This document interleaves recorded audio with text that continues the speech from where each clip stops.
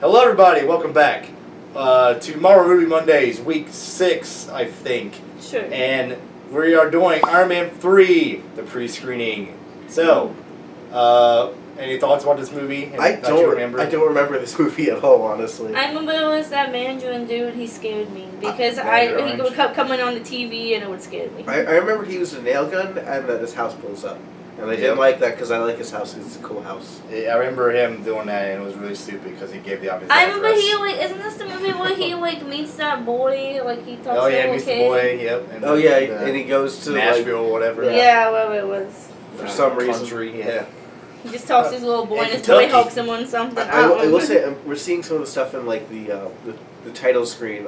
It's showing where he used all of his suits. I remember that. That was pretty cool. Yeah, it was pretty cool. Isn't this something Piper gets powers or something? They melt something. Pepper? Whatever their names are. Piper. She pickle peppers. Peter Piper pickle peppers. Peter Piper picked a patch of Iron Man suits. It started with a P. What's going on? Iron Man suits. But yeah, I think this movie's gonna be good. It made a ton of money. I know that. It made at least $1 billion. I think. Why didn't I watch it again? I don't know. I've only seen it once. I've only seen maybe twice. Twice, I think, all the way through. I've seen it. I've only seen it once all the way through. I think I've seen it 2 or 3 times. Yeah. I remember I watched it in theaters, and then I remember watching it on DVD, and I think I watched it on TV once. Yeah, it's definitely a good movie. I will also say, unless it's not super apparent, I'm kind of sick this week. So Yes. that's why I sound like death.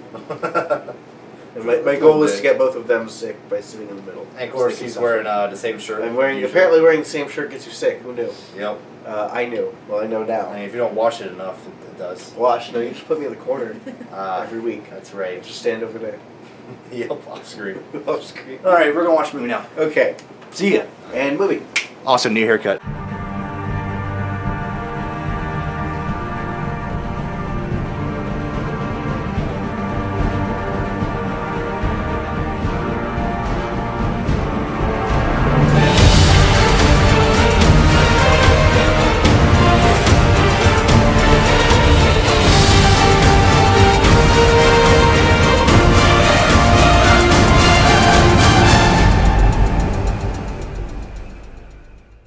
Hello, everybody. Welcome to the actual review portion of Iron Man 3, where we talk about our rating and how we felt about the movie and everything. And you know how this goes. This is week 6, so you know at this point. I would hope you've at least watched the other ones. If this isn't your first one, watch the other ones to get a grip of how we do it. So we don't have to explain it every time. Click the eye in the corner right here. Or the description, because he's probably put a little bit. Or just go to the channel and go to the playlist. Yes, that too. There's 4 options here. Yeah. Anyway, with that being said, let's go ahead and review Iron Man 3. I just want to say, the 4th option is to not listen to us. Don't do that one. Oh, yes, don't do it at all. Those we're not professionals. No, don't do the 4th option. Listen to us. Yes. And, it's not even, there's only 3 options. I'm taking the 4th one. Have this in the frame. That is the wrong movie, sir. I'm drinking out of Venom's juices. But look down there. That's bad for you. That is bad for you. Look, you see down there? Look down there. Look down there. In the trailer today. Hold on, look down there. Do you see that? Sony.net. Do you see that title? Does that title say Spider-Man? That title says Iron Man 3. It says Iron Man Venom. Iron Man no, it does not say Venom. Better not say Venom. All right. Let's do this. We're stalling. Yes, we are. Okay. So Iron Man 3. Was it good? Or was it bad? It was a little bit of both, actually. I have very mixed feelings on it. I'm the Iron Man person, in case you didn't get that before the break. Yes. He's the Captain America, and she's the Thor. Thor. Why Thor? I mean, it's still Iron Man is cuter. But yes, with all that said, let's jump right into the plot. So the plot of the movie this time around is it takes place right after the Avengers. We're dealing with PTSD. Yes, where Tony Stark does a PTSD superhero stuff of the moment where he flew into the wormhole to throw the nuke into the thing and blow up the Centaurian race or whatever. Yeah, and and then throughout the movie he deals with it. There's multiple scenes of him. They mentioned New York or a wormhole, and he just starts freaking out. Or even you don't even have to say it. He just starts freaking out of nowhere, just in general. Excuse me, it's not out of nowhere. They totally telegraph why he's having all these stress. Oh yeah. He has some deep-seated and I guess realistic concerns given the position he's in. Yeah. But he deals with that through the entire movie, and then also too you have the main villain of the movie, which is the Mandarin. Well, Mandarin, yeah. That is the I guess first and second act villain. Yeah. Well, I guess technically, I guess you have two Mandarins because you have the one that's the actor Mandarin, and then the one that's the real actual Mandarin. Yeah. The concept of the Mandarin is someone that is critical. The concept of the Mandarin is someone is the guy who is critical of American society, and he's vengeful and he's looking for poetic justice that's cruel and unusual. At least that's what I'm gathering from the movie. Right. I like the concept of the villain. I like the actor part. It's when the futury, what was it called? Extreme, I don't know what it was called. When the drug is introduced, they set up in the first. I feel like that's kind of too out there for Iron Man. Okay, well, you know what? Let's restart this because we kind of went all over the place. Okay, so let's start from the beginning. Very beginning movie. Very beginning. Opens in 1999, where you have Tony Stark and that botanist lady, which I don't remember her name at this point. Which I feel like we always kind of grade the opening. So what do you guys want to talk about the opening? I think the opening was pretty good. It set it up pretty well. Okay. He did like the quote about some kind of, I don't remember what the quote was now. It was like a kind of probably should have a famous quote. Yeah, we didn't write anything down this time. Yeah, and he's like, yeah, you know, who said it? I don't care. Don't worry about it because I said it, and that's like two people saying it. But anyway, and then like it cuts to him 1999 in Switzerland. He's with this botanist lady, which she created this like genetically, she can unlock 100% of human brains. Yeah, and like somehow she can like plant it on plants. And then, like, it regenerates them? No, it's not plants. It's that she's unlocked a certain part of genetic code. I'm paraphrasing here a lot. But essentially, she is just accessing something in genetic code that allows your body to regenerate. The part, like, let's say you get a scrape on your hand. The part that slowly heals you over time, she's accelerating that. Yeah. So she's unlocking that genetic. So kind of like how Deadpool is and how Wolverine is, but not really. I mean, it's not adamantium. Similar superpower, but different source. Yeah, different kind of concept. I guess. That said, it's the 100% human brains theory all over again, in my opinion, and I don't like that. And the one problem that it has is that if it gets too hot, it overheats and blows up.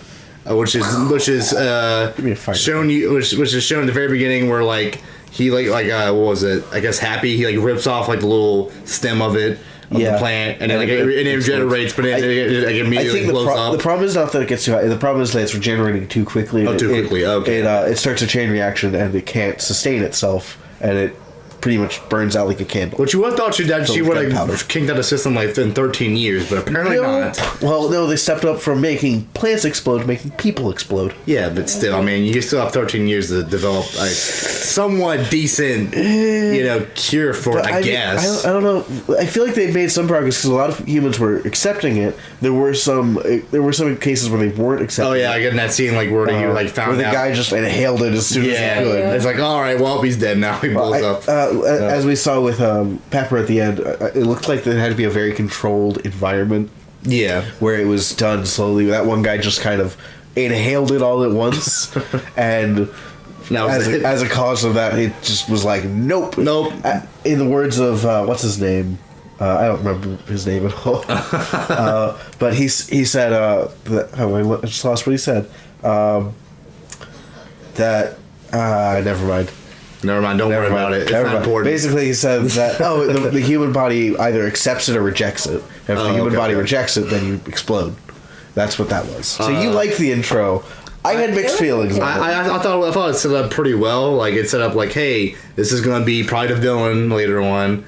And I like how he narrated at the beginning. Yeah, that was kind of cool. However, I didn't like the flashback to 1999 and then throw in the one guy from the first movie. Happy? No, not Happy. The other guy. The guy who's trapped in the cave with. That guy. That guy. Yeah, he just kind of was there for no reason. Whoever that had glasses, like was like the guy that died in the first Iron Man movie. What was he like in the? He was in Sweden or Switzerland. The very beginning, like he was like talking to this guy. He was like kind of bald guy, had glasses. He helped him build the first Iron Man suit. He talked to him for like a little bit. He's there for like a minute, and for no reason I didn't even see him. Yeah, I'm not really sure why. I wasn't crazy about that.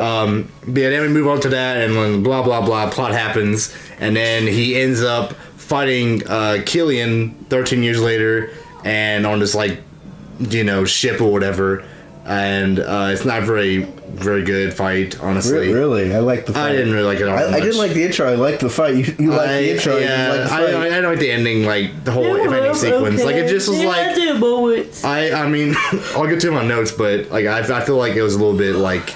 I guess rushed is what I like to say. I don't know. Okay, yeah. It felt like rushed toward the end. I feel like there could have been better fights. I feel like we're skipping a lot of it.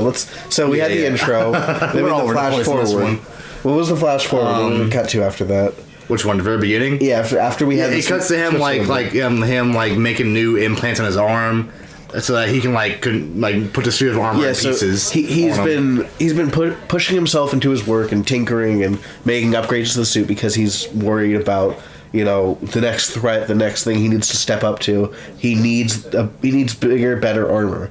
And he feels like he needs to be ready at any second. He's not sleeping. He's not resting. He is on edge 24/7. Mm-hmm. But that I really like because it definitely demonstrates that he is facing a lot of stress, especially the sequence when he's sleeping with Pepper in the bed and then he's having a nightmare. And then the Iron Man suit registers that she is a threat and starts to begin to attack her. And he wakes up and has to power it down. And that moment, like, she's trying to be understanding, but at the same time, she should kind of be understanding from a distance. Yeah, probably, like not being close to him. He's definitely having a nervous break. Mm-hmm. And he has a lot of weapons. Yeah, it definitely gets worse and worse as it goes on. That's the joy of PTSD, is it's not healthy. Yeah. His personality doesn't really acknowledge it. He just wants to accept that he doesn't have it, but he does. Yeah, he totally does. It's like they open a textbook and we're like, okay, and Tony will do this and this symptom. Yep. And this symptom. He has this, and this, but he won't acknowledge it. Neat. Yep. Because that's his character. Yeah, his character is to have a big ego. PTSD is something that you need to reach out for help for. Right. And he's not going to do that. He will not do that. Nope. It is something you should do. It is hard to do. Yeah. He has a lot of anxiety too. He's got a lot of panic attacks. I especially like the scene when he went to the bar and he had to leave because he was having a panic attack. And he registered. He asked Jarvis if he was having a heart attack or if he was having a stroke or whatever. Some kind of, He was having, if his brain was failing. And Jarvis's response was, no, I think you just had a panic attack. And he's like, what? No. And the best part about responding to a panic attack is, breathe. Breathe. Yeah. As the kid told him. They're not fun. Yeah. I hate the kid. The kid was annoying. Oh, God. All right. What else we got to talk about the story? We talked about the kid. How he went to. Oh yeah. So Kentucky. basically, he went to Tennessee. Whichever. They're all the same. Because there was a scene where Happy found, I guess she tracked these two guys down, and he got blown up by one of them, and he got caught in a crossfire. And Happy got into a coma. Yeah. And then Tony took it very personally and accused the Mandarin he challenged the Mandarin to a revenge fight. Right. The Mandarin then sent helicopters to blow up his house because he gave them their address. Which is the dumbest thing. Yeah, why did you... I get that he's an egotistical person, that he was not on a lot of sleep, he wasn't in the best sound of mind, but come on. That was probably the dumbest thing happened in any Marvel movie. You don't give out your home address to... That's like if Batman gave his location of his Bat Cave. But the thing is... You don't do that. The thing is, though, that's totally in line with his character, and I was fine with him saying, come fight me. However, at the same time, I like the scene where he's talking to reporters, and he's saying, this is my address, come fight me, this is about revenge. Right. That's a good scene. What's not a good scene is the next scene where he's just in his house around. Yeah, he's not even doing anything. He's just let me get the bottomless lady to come by and talk to you. She showed up by surprise, but he wasn't doing anything to prepare for any form of any kind of attack. He's just like, meh, let me work. Going to fight with Pepper for a little bit. I'm gonna welcome Pepper home in an Iron Man suit while I'm downstairs in the basement working on stuff. Why? You should be like, hey Pepper, I just challenged a terrorist to a fist fight and gave them our address. I know. Go to a hotel for tonight. suit up. Like, no, just go to a hotel for tonight. I'm going to use literally all of my Iron Man suits to kill this person because I said I would. Yeah, and then he picks the prototype one, which has like which isn't even combat ready. He's using the Mark 42. I don't get why. Because it looks cool, I guess. Yeah, it doesn't though. The first one looked way cool. I know, but I don't know. I have a lot of problems with the middle of the movie. Like, Tony Hawk's very dumb. Yeah, and then of course, after that, his house gets destroyed. He flies all the way to Tennessee, and the reason I go to Tennessee because he scanned Happy's crime scene, yeah. And it looked something about like the bomb signature of like the heat source was like it was like matches the heat source of like some other bombs. He matched the heat signature from all incidents across the globe. And then he ruled out everything before the Mandarin attacks. And then one of them was like there's one very similar that happened in Tennessee. So he flies there. And then they don't really, go with that, honestly. They find, like, the area where the guy blew up, and the kid has a thing where he has a kind of a touching moment where he says, they said the shadows of the angels, or the souls of the people who went to heaven. And Tony says, do you believe that? And they don't address that further. Nope. That was kind of a cool sentiment to, go with. That kid was dumb. Like... Yeah, the kid was dumb. The writing for him was stupid. Especially, I'm just going to rewind like a few scenes here. When we first meet the kid has a newspaper that says Tony Stark presumed dead because he has just fled his mansion that got destroyed by the Mandarin. And the kid says, "Whoa!" Like he points to the newspaper and goes, "This is you. Like you're presumed dead." Right. And then Tony says, "Oh, who are you?" He says to him, he goes, "Who are you?" He goes, "I'm the mechanic." It's like, no, this kid knows who he is. Clearly, he knows he's Iron Man. It made no sense there. Even if he, by the way, he does know he's Tony Stark because he has a newspaper that said Tony Stark presumed and he dead. shows him that, and he has the correlation of Tony Stark is Iron Man because this guy has the Iron Man suit, right? And then he immediately forgets. Every single bit of it should point to this kid that Tony Stark is Iron Man. Iron Man is Tony Stark. He's right here. His name is Tony Stark, and he built Iron Man, who's an extension of Tony. I'm gonna have. Yeah, okay. This one was gonna give me. We're gonna have a panic attack like Tony did in the movie. Don't mention New York. Don't mention Thor 1. Don't mention Hawkeye. Don't mention Iron Man 2. Remember, no Russian. Oh man. What else is there to talk about plot? I think that's pretty much it. We kind of skipped around. There's a point where he builds a new suit because the Mark 42 is fucked. Yeah. Even though apparently all it needed after a long flight and like a bunch of missiles and being drowned in water was it needed a new battery. Hey. Not even that. You need to charge the battery. Apparently it's an iPhone. Yeah. It didn't have the lightning connector or whatever. I don't know. It was using a headphone jack. Yeah. This is why we do these. This is pre-iPhone 7. He upgraded to the iPhone 8. Yeah. You don't need no tunes. I want the plot forever. Yeah, okay. All right. I think that's enough of the plot. So recentering. So I think the plot was a little bit weaker. It was definitely a shaky plot. Yeah, it was kind of all over the place.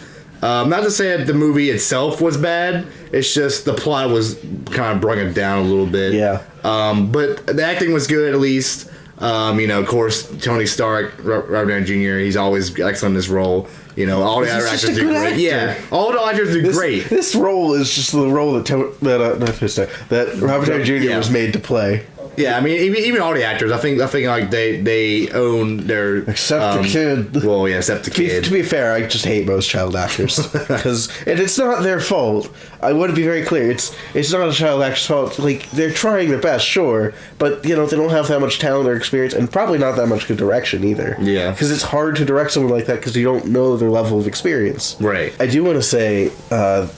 Oh crap! What was it? That I kind of looking back on it, I kind of do prefer Iron Man 2's story over this one. Really? Just the story, just the plot. Yeah, because the plot is much more grounded and focused. This one is a bit looser and a bit further because that one was focused on like his father's quarrels and he's learning about putting the pieces together from when his father left him. This one is just based on someone that he pissed off in 1999. Yeah, and it's such a loose connection. Yeah. Like imagine if this was a real story, like I don't know, Steve Jobs pissed off Steve Wozniak, and now Steve Wozniak is a supervillain. Like, we're dealing with this level of story. It's like this 5-minute interaction we had with this dude. He made him Syndrome. He made a Syndrome. Oh, yeah, that is true.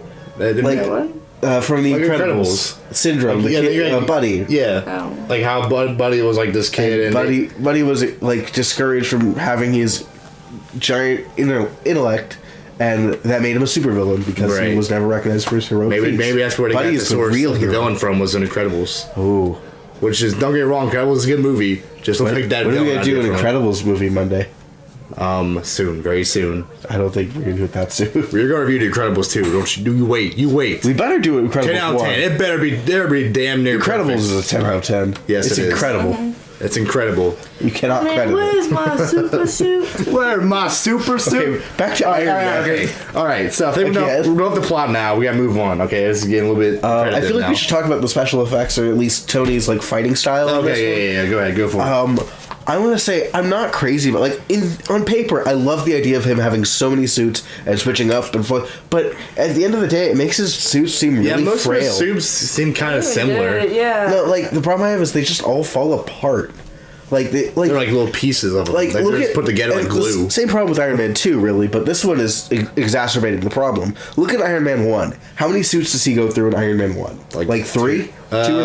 I think it's 2. He goes through the Mark 1. Yeah, he goes through the one like in the cave, which falls apart upon trying to fly. Yeah. He goes through the one that doesn't have the paint job that ices when he goes into space. Yeah. And he goes through the red and gold one. Okay, yeah, that is So that's 3. He goes through 3 suits. Yeah. And there's also Obadiah's suit. Which is, I mean, it's just a modified Mark 1. It's a mech. Yeah. That's 4 suits. In Iron Man 2, we got the briefcase suit. We got the one that he had to take off with the thingy. To take off with the thing. He had like the robot artist to take it off. He had the one that he jumped out and it like laser attached to his wrist, which he then used in Avengers. Did you use any others? We had War Machine. We had War Machine was in there. And we had all the mechs. Yeah. Or all the drones, I'm sorry. The drones. But like, counts. The thing is, the more you keep disposing the suits in the same runtime, the more frail they seem. Like, like you just crumble up a suit and throw it away. That one's there were some cool ones, like that big bulky one I was like running. Yeah, but the problem is like they just keep getting torn apart. They don't seem cool. They didn't really last very long. It's like I want these to each get their own spin-off where you're like literally it was just like a suit versus a dude and the dude just rips the head off. Yeah, like 3 dudes tore it apart. Like what? It's like come on. Couldn't this thing withstand a tank before? Yeah, like seriously. It just takes 3 muscle men to tear it out. I guess. I think we should give him a phone book next. Yeah, for real. That shouldn't happen. So yeah, I don't like how they make the suit so disposable, but at the same time, it's serving the narrative, which is important to show that Tony doesn't need the suits to be a hero. That Iron Man is not the iron suit he wears. Iron Man is the heart that he has within. It's Tony Stark, basically. Yeah, exactly. The hero is you, not your fancy powers. Right. That said, it helps. It does help him, fight things, but that's as not cool of a narrative device as that is. Yeah. It kind of does devalue the coolness factor of a suit, which is I'm gonna say is a cool suit. It shoots lasers and rockets. Yeah, it's something special. I guess I will segue to my next point of what they kind of devalued in this one. There's a scene where Iron Patriot, he's being piloted by the one random AIM dude. Oh yeah, okay. An Air Force One, where he picks up and holds a gun and starts shooting it. It's like, dude, you're in the Iron Patriot. You have like photon lasers. You have a Gatling lasers, gun. You have a Gatling gun. You have missiles. Like, you have what are you doing? Jump jets, and you pick up a 9mm handgun. Let's pick up this knife. Why? Are you a CS:GO player doing trick shots? Just use the lasers. My sniper rifle. Do some 360 no scopes. Like, I get it. Handguns are cool and everything. You know what's cooler? Hand lasers. Yes. Those are cooler. The things are actually built on the suit, for God's sakes. And it's totally out of character, and it's a bad assassination attempt. Ugh. I don't like the action in this movie, because it's... Like, some of it I really do like. Like, the moment where Tony Stark throws the Christmas ornament, and he uses it as a hand grenade. Like that scene where he got hardware brutal. tools and made his own weapons. And that's brutal, especially from a weapons engineer. This is the first time we've seen him make homebrewed weapons. Yeah, that was cool. Using arc power. He put the thing on his glove, the little electrical coil around the glove, like a taser. Or he made the microwave bomb thing. Oh yeah, that he was cool. really ingenuitive in this movie, which I like. Tony didn't like a lot of the fights. Yeah, they were kind of I didn't like the fire superpower of Extremis, whatever. That was fire. I'm like, what are you, a dragon? Apparently, I get it's a comic book movie, but come on, that's over the top a little bit, even for Marvel. Even for a Marvel movie, come on, when we're calling it over the top, you need to cool it a little. Yeah, I didn't write this down, but Rhodey kept sweating. As the more and more the movie went on, he just gets progressively sweatier. They didn't have close-up face shots of him. Seriously, just go back into the movie. Get some screenshots here, and he gets progressively sweatier as the movie goes on. It's kind of uncomfortable. He gets excited. I don't know. It's just weird. The one scene where he's in the suit. You put me in the Iron Man 3 movie, yes. So get more parts. There's a scene where he's in the suit and they're melting him out of it. And, that makes sense for him to be sweating because the tension's hard. But when he's holding on to the oil platform thing he's holding on for dear life, do we really need sweat beating off of his forehead? We just take off my shirt. It's getting hot in here. It looks like they literally just took a bucket of water and poured it on his face. That was a special effect of water. I want to talk about this was the first note I wrote down. It was at the end of the movie. Is Pepper now is a superhero for some reason? Is she a superhero in the comics? I have no idea. I mean, I don't know. We need Corey. He's our comic guy. Is he? I'm more like Cece, but yeah. Oh, Cece. Yeah. I don't know. One of the C's. One of the C's. I mean, I'm assuming she is. I mean, if she has those powers, she has to be. But it's such a lame power. I really just don't like the aim thing at all. Yeah, it's so lame. I don't know. It's lame because aim lame with an I. Wow, that was so bad. That joke was lame. There's the door. You drove here. I just wanted to make sure everyone knew. All right, so no time. All right, so your notes are actually, we'll go with you first. So giggly. Yeah, you haven't said anything. You just sitting over there hitting me with a pillow off the head. Would you actually the footage? You should look at it. We need some subtitles. Yeah, sometimes it would just be silence for her. No, just for what you just said. Oh. Okay. When you go back, just watch me. Just giggle. It's really funny. And asterisks. Question mark. You should just zoom in on my face because I say some funny things. Don't interrupt me. I'm not. Go. Okay. No, interrupting you. Okay. So I like the opening. Mm-hmm. I like the War Machine. He was really good in this. Just using me Iron Patriot. Whatever his name War Machine is. rocks with an X. I told you not to interrupt me. Okay. War Machine rocks with an X. Iron War Patriot. Listen. I thought the end of all the suits was really cool. It shows you all the suits he had. I liked Pepper in this movie. She was kind of boring in the first couple movies. She actually, I feel had more character. Piper? Whatever her name is. She kept calling. That was an off-screen joke. That's an inside for us. That's funny for us, not for you. I liked how Tony really shows his passion for Pepper, because when he thought she died, he was actually genuinely upset about Passions is similar to Days of Our Lives, Another World, Sunset Beach, and others. Thank you, Google. Shut up now. I told you not to interrupt me. Google did it. And then I put it was a good ending. Cons, I didn't like the villain, that the girl he was with, whatever, I don't remember what her name was, the Bondness girl. Oh, okay. And then the little kid, the little boy irritated me. Mm-hmm. I put the humor wasn't as good in this movie as previous movies. It was funny at some parts, but it wasn't good as It's going for a more serious tone, I feel like. Yeah, it was. Yeah, it was going darker. I mean, there was still some funny parts, but not as funny as the previous movies. Right. You go ahead. And I thought that the story wasn't as strong as the other movies. Yeah. Okay. And that's it. Fair enough. Okay. I do want to say, how about the lab assistant girl who the one that developed the technology? She threatened to kill herself with the with the extremist thing, whatever. Yeah. And then he just turns around and shoots her in the face. Like, alright, you're dead. Doesn't matter. I don't even care. Like, you can die either way. Okay, dude. That was anticlimactic. Anthony's like, you're a monster. He's like, am I? Wait, what would have been bad if she would have done that to herself? Like, why was it so bad? Because she had, how much was it? 3,000 cc's? I think so. Which basically, as she described it, 3,000 cc's is a lot. It's like, imagine like that bottle being injected into you. It's a lot of fluid. Yeah. Now, all they needed was like a pin drop to affect someone. As she put it, half of that dosage could kill someone. And she was injecting herself with twice the amount of a lethal dose. Yeah. So it would kill her. Well, then how did like shooting her make her die? He shot her before she injected herself. Because, I don't know. Was she part of the thing? Did she have the stuff too? No. She developed it, but she never injected Yeah, herself. she never put it in her. Because she's a smart doctor. Yeah. Smart, and she went to him for some reason. I don't know why. Why didn't she just like inject it like as he pulled the trigger? Because I'm sure it could have had some writing magic where the bullet counteracted it in some way, and she just had enough. It like ricocheted and went to his chest. Her name was. I just remember she was stupid. Yeah, they were all and pretty she tried stupid. to Or just throw like a ninja star into his neck. She tried to be friends with Piper, and then she betrayed them. Yeah, I don't know. It was well. Why did Piper even trust her? After she said kill again, I was like, you freaking went away, dummy. She like trusted her, like at the hotel. I'm like, you're dumb. Yeah, I don't know. I can tell you. Alright, let's go through my notes now. Yay, notes. Okay, so here we go. Go through these kind of fast. Excellent opening. I like the opening a lot. Set up the villain very early on and made him intimidating. I'm talking about the fake Mandarin, not the real Mandarin. I like the fake Mandarin. Yeah, I like them too. But then, of course, he told him to be lame because he was an actor. Because he was British. Yeah.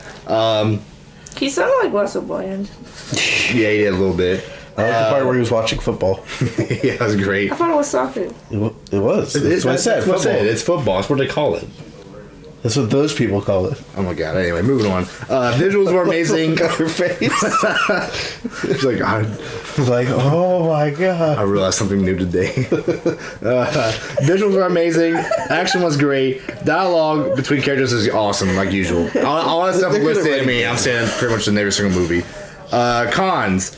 Still like the whole part of Tony Stark giving away his address. That was really stupid. dumb. Probably the dumbest thing they've done in any more movie. To be fair, though, I will argue that it was in character for him because he was on edge. He was sleepless. He had just lost his friend he was in a coma. Right.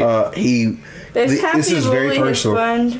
He lost his acquaintance. Yeah, whatever. I mean, he's still close to him. The closest thing Tony has to a friend. Yeah. His friend is in a coma because of this person.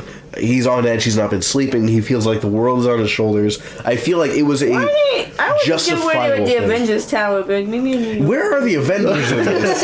Well, Thor went off to, some... Yeah, Thor fucked off to Valhalla. Yeah, somewhere. And he talks to that one guy. What is he, Jane? What about Bruce Banner? Where's he? He was in the ending when he was talking to him as a fan. Like, we don't need him as the Hulk, but why isn't he being a scientist helping? I thought they were all friends after the Avengers. Apparently, freaking not. Captain America went to go, into the ice, get frozen again. Captain America went to go chill out. Yeah. Hawkeye is stupid. Whatever. She was in the last movie. She couldn't show up in this one. Yeah. No, I don't want her in the next movie because she's terrible. Anyway, okay, kick actor, not very good. Hawkeye could have given it. Hawkeye was not needed. Literally anyone. Anyone could help. Anyone could have, because this was on the news, so when it'd be like, oh, well, he's in trouble, so let's try to help him.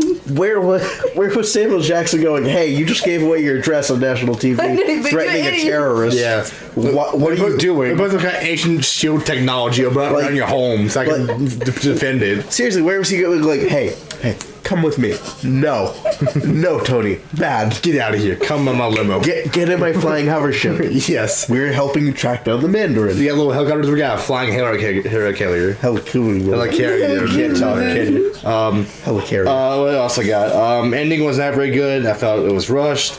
The real villain was lame, and I put in quotes an actual Mandarin, like not Killian. Yeah, okay. The Killian. Killian's on okay, the act. Wait, so Killian was lame. Yes. That is my response to you. Why? I like Killian. Really? What? I like the scene where he said he was the Mandarin, at least. I don't like Killian. He was dumb. Most of him was dumb, but the reveal where he says that he is the Mandarin was pretty good. Yeah, that was pretty good, but like I just... He was dumb. I don't know. It was kind of weird. And then I put, in quotes, bigger isn't always better. And the reason why I say that is because it reminded me of like kind of like how Call of Duty is, like talking about video games now. Ooh. If you didn't know. Like, so you know how like Modern Warfare 1, right? It was awesome. It was epic. It was over the top. I mean, yeah, sure, it's probably like dated now, but at the time it was awesome. It was epic. Everybody loved it. Yeah, it's still pretty good. Then you jump to Modern Warfare 3. That was the complete opposite. They jumped a shark. They pretty much just put every action sequence of that game as much as possible. They didn't really focus on the story all that much. But Modern Warfare 2 had snowmobiles and no Russian. Oh, okay. Well, that doesn't matter. It still wasn't as good as the first one. What I'm saying here is that it applies to all these Iron Man movies. The first Iron Man movie was great. It was awesome. Yeah. It was epic. It was intense. Oh, the second one.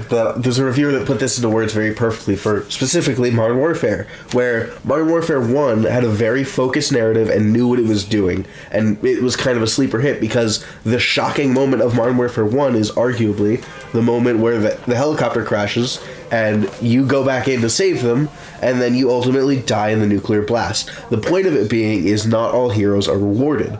The problem then stems from Modern Warfare 2 changing from being this dramatic undertone and a very, very dark-seated core is they're trying to make every scene that helicopter crash scene. They're trying to make everything feel that impactful. Yeah, and the problem is it doesn't. It doesn't work. And this is why these don't work either. Like I said, the first one's really good. It was the best one. Iron Man 2, I mean, yeah, it had its problems, but at least, you know, it was still okay, I guess. This one is kind of Modern Warfare 3. It was like all over the place. It didn't make a whole lot of sense at some points. It just didn't know where to really go. I just felt like it was just trying way too hard to try to like top the other two movies, but not focusing on what made Iron Man 1 and I guess a little bit of Iron Man 2 great was actually focusing on story elements and the villain more and stuff like that. Like, I didn't even think Whiplash was better than Killian, to me.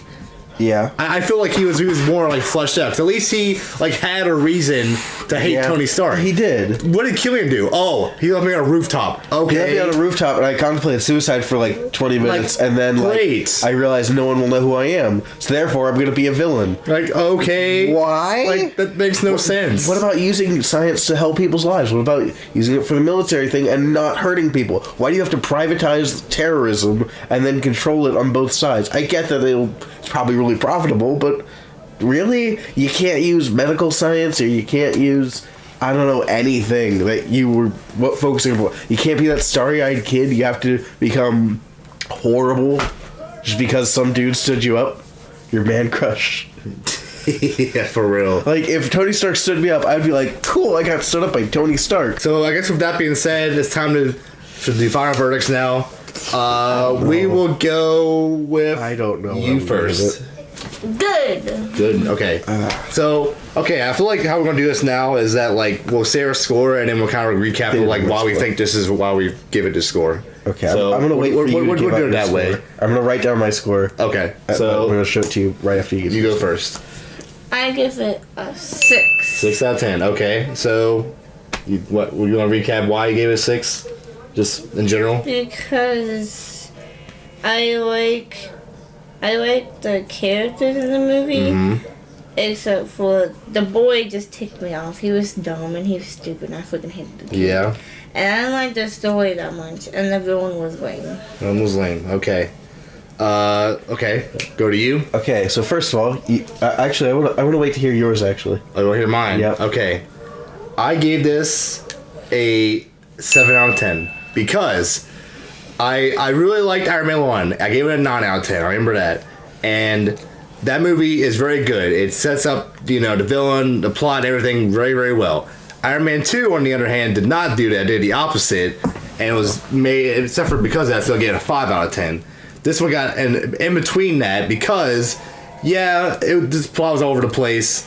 And, some of that stuff didn't make a whole lot of sense. But at least the action was really good. course, dialogue and everything was also very good, and they set up a bunch of scenes very, very well. And they made like Tony Stark like evolve his tech more and stuff like that. So that's why I pretty much gave it a 7. It's not as bad as Iron Man 2, but it's not as good as Iron Man 1. So it's like in the middle, in that middle kind of road there. Yeah, and that's why my rating is also a 7. We always seem to agree. Why are you agreeing with me? I don't know. I guess we have the same. I wrote it down too. We always. I guess we have the same like minds, man. Yeah, great minds think alike. So why the hell are we thinking alike? I don't know. So, but anyways, I gave it a 7. Similar reasons. It's not as good as Iron Man 1, but it's definitely nowhere near as bad as Iron Man 2. Yes. The plot is the weekend for me, but the characters and the interactions are the strong points. I especially also like a lot of. I said I didn't like some of the action, whereas some of it is also just great eye candy. Yeah. A lot of the conflict is there. I like the Mandarin with the idea of him giving this ironic and just punishment to the figures of the world. I like the idea of the Mandarin being controlled as a puppet, and how I like the idea of him privatizing terror. I just don't like the execution of it. Right. It was like when it's a mixed bag. When you find out that he's not actually like a terrorist and he's like an actor, it's like they're pulling the rug out from under you. But then you find out that what's his name is actually trying to promote terrorism at the same time he's going to promote counterterrorism. Right. That's kind of interesting. The problem is it's just kind of pushed under the rug, just like a lot of the ending. It's a weak ending. Yeah, it doesn't really wrap things up or that well. That said, Tony does grow as a person. At the beginning, he's having anxiety attacks. He's nervous. He can't sleep. By the end of it, he's sleeping well. He's grown as a person. He's taking a piece of him out, and he's adjusting. And I'm sorry for my stuffy nose. It's very stuffy. Yeah. So yeah, I guess this movie is, I mean, I guess it's, what would you call it? Not slightly above average, maybe like in the middle. I don't know what you would call a 7. Yeah, I'd say 7 is middle of the road. Yeah, it's a great movie. Don't get me wrong. I mean, it has its problems, but it's definitely good. What are you doing? And it's the portion where nothing makes sense anymore. Are we sure we're not high? I don't know. Well, I mean, you're sick, so it kind of makes sense. Yeah, but her over here. She's just no sleep. I don't understand. She wants hours. No sleep. It's really like 12 hours. I know. That's what I don't understand. That's not no sleep. PIB going to sleep. That's that. We're gonna go tonight. So yeah, we got, what was it? 6. 6, 7, 7. Wow. Okay. That's 6, consistent. 7, Whoa. 8, 9, 4. 3.14127 whatever. No. No. I don't know. So I guess that wraps up our review. Yeah, that's our review of Iron Man 3. To put it in some final words, it was pretty good, but not amazing, but not terrible. It was okay. Yeah, and I think the reason why this movie did so well in theaters is because it came off right after your Avengers. And it picks up right after the Avengers. Yeah. I don't like how Christmas focused it was, though. Like, it was interesting. Not for any overarching like religious tones or political stuff. It's just like it kind of dates it to just being around Christmas, but at the same time, it's not Christmassy enough to be like a Christmas movie. It's just kind of vaguely Christmas, like Die Hard. Yeah. I don't know. Die Hard is a great Christmas movie. It teaches you everything you need to know about Jesus. Yeah, by blowing shit up in a giant ass skyscraper in an air duct. Yeah, John McClane, and you have the guy that played Snape, the main villain. Snape. Severus Snape. Dumbledore. Snape. Severus Snape. Catch us next time. Snape. Bye bye for now. Snape. Severus Snape. Dumbledore. Harry Potter, that's me. Alright, see you in the next one. What are we even doing? I don't know.